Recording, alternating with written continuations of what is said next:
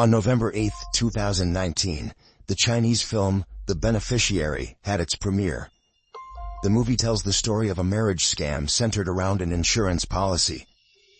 Coincidentally, that same day, a shocking verdict was announced in a wife murder case on the island of Phuket, Thailand, that made headlines worldwide. What? Let's rewind to 2018 to explore this case from the very beginning. The crime occurred on Phuket Island, Thailand, a place known as the country's top vacation paradise, with towering jungle-covered mountains, pristine beaches, and crystal-clear waters. In mid-October 2018, a couple from Tianjin, China, 31-year-old Zhang Yifan and his 29-year-old wife Zhang Ji, were discussing their travel plans. Initially, they wanted to go to the Maldives, but both sides of the family objected. The couple had a daughter who was just over a year old, and their families were concerned that the child was too young and might struggle with the long journey. They suggested that the couple go to Hainan Island, a closer destination for a relaxing vacation. However, 3 days before their scheduled departure, the young couple surprised their families by announcing that they had bought plane tickets to Phuket, Thailand, instead. Their families reluctantly accepted the change of plans. Before they left, Jia's parents gave them 10,000 yuan for travel expenses. At the time, Jia's parents couldn't have known that this would be the last time they would ever see their beloved daughter. On the evening of October 27, 2018, Yifan, his wife, and their daughter set off on their trip, all in high spirits. Early in the morning on the 29th, Jia posted on social media to let everyone know they had arrived safely, along with a picture of their daughter swimming.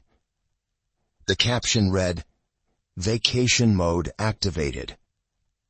However, the joyful vacation everyone saw through Jia's eyes was short-lived. On October 30th, Jia's father received a shocking phone call from Yifan's father, informing him that his daughter had drowned in Phuket. The call left Jia's parents utterly devastated. The following morning, October 31st, Yifan returned to Tianjin from Phuket alone with their daughter. He, along with his parents, went to Jia's parents' home. As soon as Yifan stepped inside, he fell to his knees in front of Jia's father, Zhang Renxian, and her mother, Tang Yue, crying, "I'm sorry, I failed to take care of Jia." The sudden news was unbearable for Jia's parents to accept. Yifan recounted the events of that night to them. After dinner at the hotel, the couple put their daughter to sleep. Then, they both went for a swim in the pool outside their room. After swimming for a while, it began to rain. Yifan told Jia he would check on their daughter, while Ji continued to swim. Feeling exhausted, Yifan said he fell asleep once he got back to the room. When he woke up and went to look for his wife, he found her floating lifeless in the pool. Yifan's account raised doubts for Jia's parents. Their daughter had known how to swim since childhood, so how could she have drowned in a swimming pool? They asked Jia's cousins to search for information about the hotel online. What they discovered was that the hotel pool was only 4.6 feet deep. With Jia's height being 5.2 feet, the water would have only reached her shoulders when standing upright. How could she have drowned in such shallow water? Although they had these suspicions, Ji's parents couldn't bring themselves to believe that their son-in-law had harmed their daughter. At that moment, all they wanted was to get to Thailand as quickly as possible to see their daughter one last time. That same night, Renxian and Tang Yue, along with Yifan and 7 other relatives, flew to Thailand. They arrived at a hotel in Phuket at 4 a.m. on November 1st. Before they could even rest, Yifan knocked on their door. He knew that the truth would eventually come to light. Yifan entered the room, fell to his knees in front of his in-laws, and confessed everything, begging for their forgiveness. Yifan admitted that he had hit Ji on the day of the incident, but denied killing her. He told Ji's parents, "I bought a life insurance policy worth 17 million yuan, and I'm willing to leave all the money to you to take care of our daughter." However, to the grieving parents, the money meant nothing. No amount of money could ever bring back their daughter's life. At this point, combined with Yifan's strange behavior, Renxian and Tang Yue couldn't help but suspect that their son-in-law was involved in their daughter's death. That night, they couldn't sleep. Finally, when morning came, Reng Xian and Tang Yue were able to see their daughter Jia's body at Patong Hospital in Phuket. With the naked eye, they could see several visible injuries on her body. According to the Thai autopsy report, Ji had multiple injuries, including bruises on both sides of her neck and a fractured fifth rib. Clearly, this was not just a simple accidental drowning. However, Reng Xian and his wife did not immediately confront their son-in-law. Instead, they suggested going to the local police station to file a complaint against the well-known Parisa Hotel for negligence. That afternoon, when the group arrived at the police station, Zhang Yifan was immediately detained for questioning. It turned out that on October 30th, the day after the incident, Thai police had already considered Yifan a suspect, but hadn't been able to arrest him because he had quickly returned to China. Now, through a glass partition, Reng Xian and his wife saw Yifan shirtless, with multiple wounds visible on his right arm. In the afternoon, Yifan was taken to the hospital by the police. By evening, he was brought back to the station for further interrogation. The Thai police initially suspected that this was a murder, and that the suspect had deliberately held the victim underwater, causing her to drown. At around 3 a.m. on November 2nd, after an overnight interrogation by Thai authorities, Yifan finally confessed to killing his wife, Jie, in the hotel pool. However, the details and motive for the crime were difficult to believe. Regarding his reason for the crime, Yifan claimed, "After checking into the hotel, my wife kept expressing dissatisfaction and scratched me, so in a fit of rage, I acted." Despite the suspect's confession, Thai police began shifting their investigation toward the theory that this was a premeditated murder. That day, the police escorted Yifan to the hotel where the crime had taken place to reenact the events. The hotel was built on a cliff, backed by mountains and facing the sea, offering a high degree of privacy. Each room had its own private pool. It should have been a perfect place to enjoy a relaxing vacation, but instead it became the location where Zhang Ji's life tragically ended. During the reenactment, a female officer played the role of Ji. The police filmed the entire process of Yifan reenacting the crime. In the video, Yifan is seen covering the female officer's mouth and pushing her underwater. After she stopped struggling, he sat on the edge of the pool for a while. Yifan admitted that at 8:50 p.m. that night, he had called the hotel reception pretending to seek help. Then, on November 3rd, the police showed Jie's family the video of the reenactment. In the following days, Yifan attended hearings at the local court and remained under investigation. On November 6th, the police issued a death certificate stating the cause of Jai's death as drowning. So, what was Yifan's real motive for killing his wife? The police suspected that the case might be financially motivated, since Yifan had mentioned the 17 million yuan life insurance policy to his in-laws. With this direction in mind, on November 3rd, Reng Xian and Tang Yue asked relatives in China to locate the insurance policy, to use as evidence for the Thai police. On November 4th, some of Ji's relatives, along with Yifan's family, went to the couple's home to search for the policy. They found 4 life insurance policies, hidden in a wedding blanket. All 4 policies were life insurance, and they were as follows. 1. The first life insurance policy was from Fuxing Prudential, signed on June 21, 2018, with a coverage amount of 1.5 million yuan, a 30-year term, and an annual premium of 1,380 yuan. 2. The second life insurance policy was from Tongfan Global Life, purchased on September 5, with coverage of 8 million yuan, a 20-year term, and an annual premium of 105,000 yuan. 3. The third life insurance policy was from Pacific Life, purchased on September 6, with coverage of 1 million yuan, a 20-year term, and an annual premium of 1,350 yuan. The fourth life insurance policy was from Sunshine Life, purchased on September 22, with a basic coverage of 6.66 million yuan, a 20-year term, and an annual premium of 95,000 yuan. In total, these 4 life insurance policies amounted to 17.1 million yuan in coverage, with annual premiums of approximately 203,000 yuan. According to the contracts, Ifan was the purchaser of the policies, GA was the insured, and Ifan was the sole beneficiary, with a 100% payout if anything happened to GA. This meant that if Jai were to die, the entire insurance payout would go directly to Ifan. However, the signatures of the insured on these policies were noticeably inconsistent, with some signatures clearly forged by the purchaser. This suggested that GA may have been completely unaware that her husband had taken out these insurance policies on her life. Along with these 4 insurance policies, there was a handwritten note suggesting that Ifan may have purchased an additional 5 life insurance policies. Similarly, he bought these policies for G, with a total coverage amounting to 4.5 million yuan, where Ifan was the legal beneficiary. Unlike designated beneficiaries, legal beneficiaries include the spouse, children, and parents of the insured.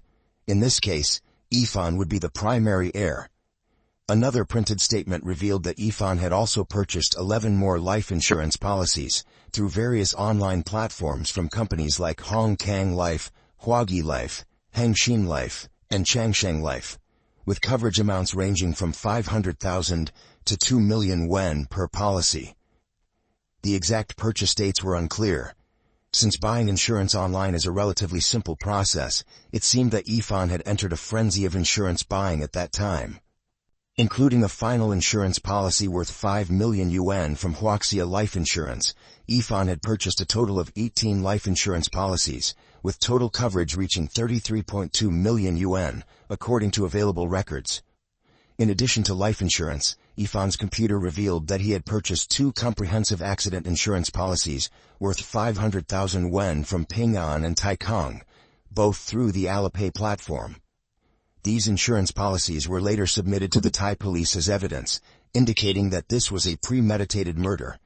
Clearly the total insurance amount exceeded 30 million yuan, far more than the 17 million Ifan had initially mentioned. The motive behind this didn't need to be explained further. It was obvious to everyone. Afterward, Rengxian and Tang Yue brought their daughter's body back from Thailand to Tianjin for cremation and burial. They also reported the crime to the Tianjin police. What shocked everyone was how this young couple, who had always seemed to love each other deeply in the eyes of others, ended up with such a tragic outcome. Both families were well off in their local community. So, what could have driven Ifan to become so ruthless, to the point of killing his wife to cash in on insurance money? Ifan and Ji met through an introduction by a colleague. They got married in May 2016, with Ifan being 2 years older than Ji. At the time of their marriage, they were considered a well-matched couple. Ifan's father was a military officer in Tanggu District, Tianjin, and Ji's father, along with relatives, ran a prosperous seafood restaurant. Both families were from Tianjin, owned multiple properties, and had no financial concerns. At the time of the wedding, Ji brought a dowry of 800,000 yuan in cash. Ifan's family purchased a home on the banks of the Haihei River in Tianjin as their marital home. From their parents' perspective, even if the couple didn't have jobs, they could live comfortably with support from both families. Even looking back 2.5 years later, Rengxian and Tang Yue still felt that Ifan seemed perfectly normal at the time. They accepted him as their son-in-law because he came from a good family, had a stable job, and didn't smoke, drink, or have bad habits. Moreover, since Ifan and Jie were introduced by a colleague, they approved of the relationship. Especially when Ji became pregnant, they often saw Ifan taking care of her, from meals to daily routines. In April 2018, Ifan suggested buying another home in a school district to prepare for their child's future education. To meet the requirements for purchasing the home, the young couple went through a fake divorce, as a divorce could reduce the down payment. When Rengxian and Tang Yue found out, they gave the couple 600,000 yuan to help them quickly remarry and buy the home. Ifan's father also contributed 1.1 million yuan. Together, both families provided 1.7 million yuan, enough to fully purchase the home. However, after checking the bank account, Rengxian and Tang Yue discovered that the 800,000 yuan dowry in their daughter's account had dwindled to just a few hundred yuan. On the new home purchase contract from April, not only was Ifan's name the sole one listed, but they also saw that the couple had taken out an additional loan of 600,000 yuan. It was unclear where the rest of the money had gone. At this point, Ren Xian and Tang Yue began reviewing the couple's daily spending records. They soon uncovered over 30 credit card statements belonging to their son-in-law Yifan, showing suspicious charges. From November 2017 to June 2018, there were numerous instances of extravagant spending and large uncleared debt repayments. For example, on February 22, 2018, Yifan spent 8,800 yuan at a spa club in Shanghai. Starting in July, Yifan's Guangfa Bank credit card frequently made payments to Kaifutong, Fangxing Online Mall, and Kugo Guangzhou Technology Company. Each transaction was at least a few hundred yuan, with several thousand yuan being spent regularly. Over time, the spending increased. For instance, on July 17th, he spent 2,000 yuan. On July 18th, there were 2 charges of 1,000 yuan each. On July 24th, 3 charges of 1,000 yuan, and on July 29th, a charge of 3,000 yuan. On August 11th, he spent 3,000 yuan. On August 20th, he spent 11,200 yuan. And on August 27th, he spent another 3,000 yuan, 3,200 yuan. By September, he had withdrawn 2 amounts of 10,000 yuan via Wanglian. Further investigation revealed that Fangxing Online Mall and Kugo were actually the same company, involved in live streaming. In combination with the discovery of 158 gigabytes of explicit videos on Yifan's computer by Jai's family, it became clear that Yifan had been spending large sums of money on gifts for female streamers, producing explicit content on this platform. In September 2018 alone, Yifan's Guangfa credit card had accumulated 63,600 yuan in charges. Between October 2nd and October 5th, in just 4 days, his Guangfa card recorded an additional 64,500 yuan in spending. The police later uncovered that the recipient of Yifan's lavish gifts was a female streamer from Fujian. She told the police that Yifan started watching her streams in August 2018. By the end of September, in just over a month, he had gifted her over 300,000 yuan, and sent her several cash transfers, with the largest being 8,888 yuan in a single transaction. Yifan had told her that he worked in finance, was divorced, and had a daughter. He made it clear that he was interested in pursuing her, and even showed screenshots of his account balance with 1 million yuan to prove he had money. He repeatedly asked to meet her, and even used the pretense of sending fruit to gift her a Louis Vuitton bag. When asked about her impression of Yifan, the streamer described his behavior as extreme and obsessive. In her streaming room, he was generous but very controlling. He would call her constantly at all hours, which she found harassing, and eventually, she blocked him. Additionally, Ji's family discovered that Yifan had opened accounts in Tanggu and Fuzhou, with records of high-end spending at a Fuzhou cosmetics counter. They suspected that Yifan was involved in an extramarital affair. On August 17th, Yifan spent 1,000 yuan at the Zhengguo Binhai Hotel in Tianjin. On September 20th, he made 3 transactions at a jewelry store in Tianjin through a POS machine, spending 32,000 yuan, 48,000 yuan, and 50,000 yuan, respectively. Then, in October, he secretly traveled to Fuzhou, where he spent 4,200 yuan at Sephora and the Hilton Hotel, as well as 658 yuan for a car rental from Shenzhou. So, who were these expenses for? Yifan, with no job income, was living a lavish lifestyle, buying luxury goods and making extravagant gifts. How could a small family sustain such financial depletion? After exhausting their wealth, Yifan, in a desperate attempt to secure the life he desired, devised a reckless plan to kill his wife and collect the insurance money. Ren Xian and Tang Yue firmly believed their daughter knew nothing about this. After their marriage, Ji didn't suspect or question her husband. She loved him deeply, making cute phone wallpapers of Yifan, giving him sweet nicknames on WeChat, and telling her friends that she found him adorable. For the first 6 months after their child was born, the family of 3 lived with Jie's parents. Later, Yifan's mother suffered a stroke, making it inconvenient to continue living at Ji's parents' home, so they moved in with Yifan's parents. Even though Zhang Rengxian and his wife were a bit concerned about their daughter leaving all the financial management to Yifan, they didn't want to interfere with the young couple's relationship, so they let it be. In hindsight, this might have been the seed of disaster. To outsiders, the couple seemed to be living a sweet, happy life. But in reality, after they got married, Yifan gradually revealed his violent tendencies. He had smashed phones, and even broken the windshield of a family car. This behavior was likely rooted in his professional struggles. After their marriage, aside from a brief stint working at an insurance company, Yifan was mostly unemployed. However, he didn't share this with either side of the family. He pretended to have a job, going to work with his wife in the morning, and coming home together in the evening, acting as though he was employed. In other words, aside from financial support from their parents, the family mostly lived on Ji's modest salary of just over 5,000 yuan. Even the Phuket trip was financed using her credit card. In this marriage, Ji seemed to silently shoulder most of the burdens. Out of consideration for her husband's pride, she never told her parents about their true financial situation. Second, the court ruled that the argument of killing in a fit of anger was not credible.